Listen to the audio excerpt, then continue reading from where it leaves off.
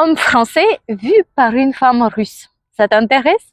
Alors regarde cette vidéo. Aujourd'hui, je suis là pour partager avec vous un point de vue sincère. Ce que voit une femme russe dans un homme français et qu'est-ce qu'il a finalement à offrir. Mon but, surtout messieurs, c'est de vous encourager à vous rendre conscience de vos forces et de vous pointer les choses que vous pouvez améliorer. Soyons clairs tout de suite, cette vidéo ne portera pas sur des hommes violents ou encore des pervers narcissiques ou encore des hommes qui sont au crochet de l'État. Ça existe dans tous les pays et ce n'est pas le but de cette vidéo. Je veux parler des hommes sérieux avec lesquels nous pouvons nous projeter dans les perspectives. Ce que les hommes français peuvent finalement offrir en tant que partenaire, en tant que père et en tant que protecteur. Bonjour à tous, je suis Milana, maman, femme et épouse dans une famille franco-biélorusse, avec 20 ans de vie de couple avec un mari français. Avec mon expérience personnelle, mon entourage biculturel franco-russe, biélorusse ou encore ukrainien, je tenterai de partager avec vous, les hommes français, comment finalement vous êtes perçus par les femmes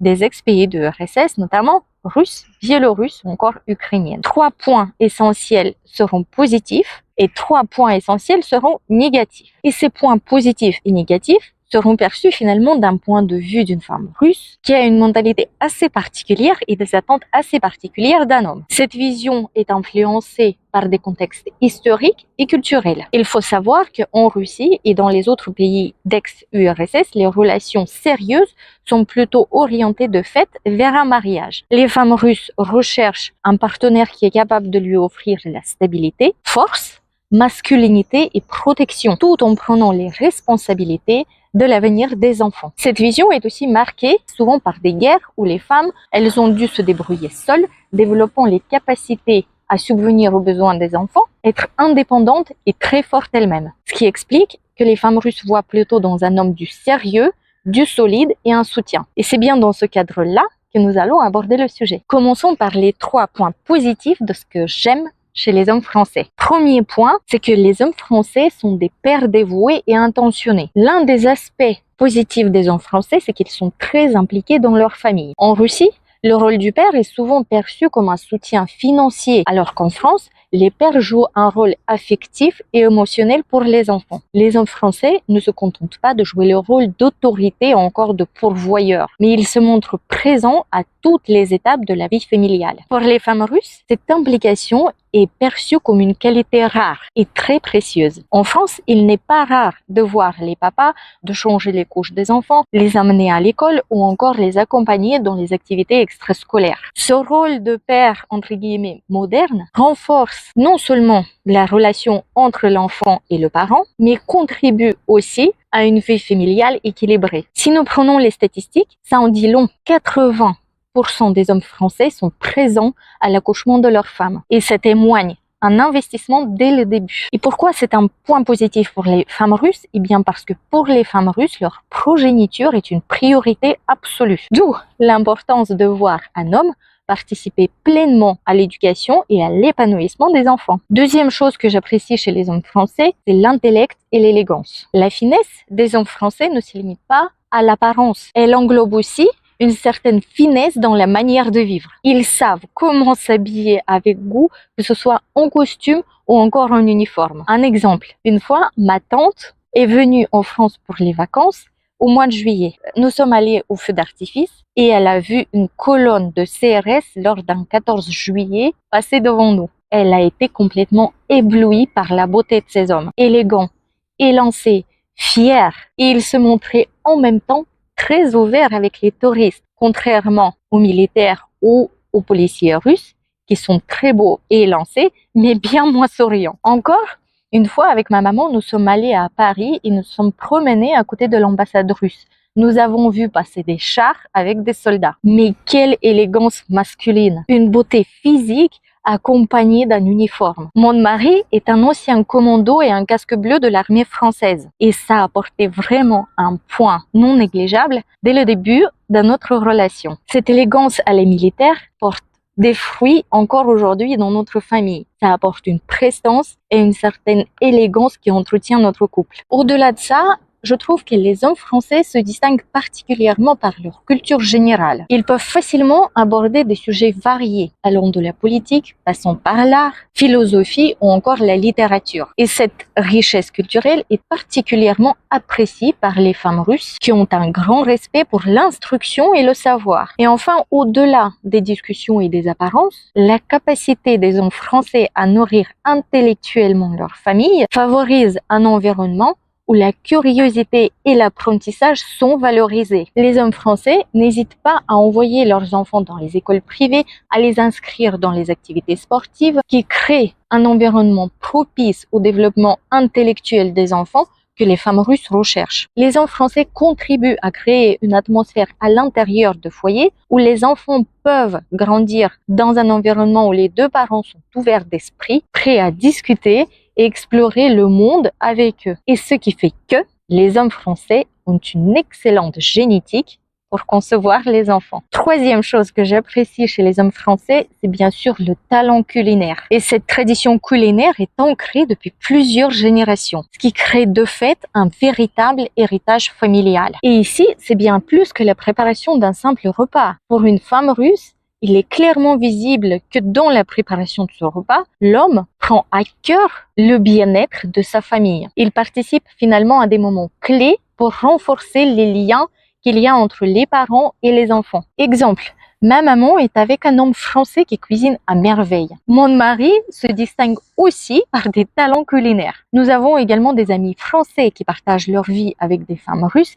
et qui ont ce talent culinaire aussi, qui est un réel point fort. Cuisine et repas sont des moments où la famille se rassemble et partage autour de la table. Et les hommes français marquent ici un point très fort par rapport aux hommes russes. Pourquoi? Parce que la cuisine représente la chaleur de la maison. De plus, transmettant cet héritage culinaire à leurs enfants, les hommes français enrichissent leur vie de famille, ce qui est particulièrement important pour les femmes russes qui tiennent aux traditions. Maintenant, regardons, messieurs, quels sont les points plutôt à améliorer. Premier point, le patriotisme et la fierté nationale. L'une des attentes des femmes russes, c'est de voir un homme qui est fier de son pays, prêt à le défendre et à en parler positivement. Malheureusement, de nombreux hommes français se concentrent essentiellement sur les points négatifs de leur pays. On entend souvent des plaintes ou encore des critiques. Et là, ça donne une image bien moins virile aux yeux d'une femme russe. Pourquoi? Eh bien parce que le patriotisme valorise la force et le courage qu'un homme est censé d'avoir. Pour une femme russe, la fierté nationale est essentielle. Elle renforce non seulement l'identité, mais aussi le rôle d'homme en tant que protecteur de la famille. Le patriotisme d'un homme chez les femmes russes est perçu comme quelque chose de très viril et sensuel.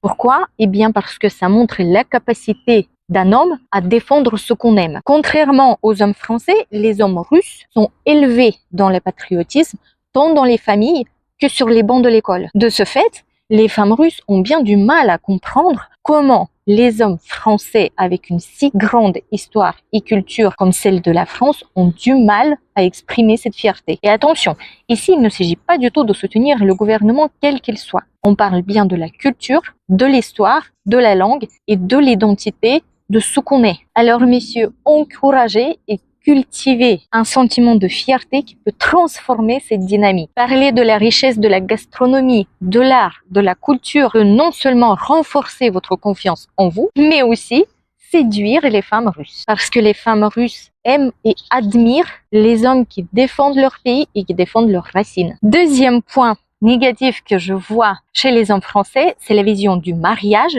et du partage des responsabilités à l'intérieur du mariage. Commençons par la vision du mariage en elle-même. Le mariage est perçu de manière différente entre les cultures françaises et russes. Pour une femme russe, le mariage est essentiel. C'est un symbole de dévouement et de stabilité. Au contraire, les hommes français hésitent à s'engager formellement par crainte de divorce ou encore par le fait que leur union finalement ne tienne pas. Les hommes russes, quant à eux, engagent et prennent cette responsabilité. Ils prennent la responsabilité d'assumer une femme, ils prennent la responsabilité d'assumer les enfants et ils savent très bien qu'à l'intérieur d'une famille, ils ont une responsabilité de protection, de stabilité, tant financière qu'émotionnelle. Le fait qu'un homme français refuse de se marier par peur de complications financières peut vraiment repousser une femme russe parce qu'elle va croire qu'elle vaut moins que l'argent. Il faut savoir que les femmes russes ont conscience de leur valeur et attendent à être appréciées. Et maintenant, les responsabilités financières lorsque nous sommes